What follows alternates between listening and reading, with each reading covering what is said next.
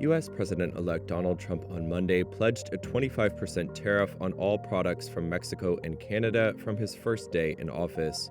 Trump said on social media that tariffs would remain in place until the two countries clamp down on drugs, particularly fentanyl, and migrants crossing the border illegally.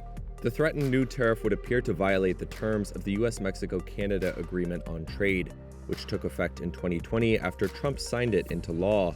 That deal continued the largely duty-free trade between the three countries. The president-elect also accused China of not taking strong enough action to stop the flow of illicit drugs crossing the border into the U.S. from Mexico.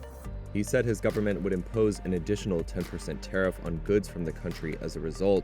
Trump has previously pledged to end China's most favored nation trading status and slap tariffs on Chinese imports in excess of 60%, much higher than those imposed during his first term.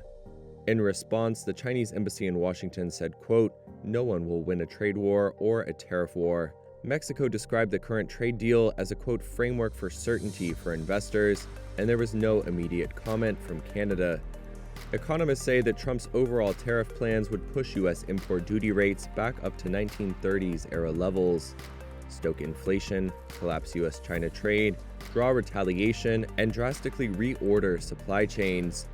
They say tariffs are paid by the companies that import the products subject to the duties, and they either pass on the cost to consumers or accept lower profits. Trump frequently refers to countries paying as a consequence of his tariff plan, saying on Monday that Mexico and Canada will, quote, "pay a very big price."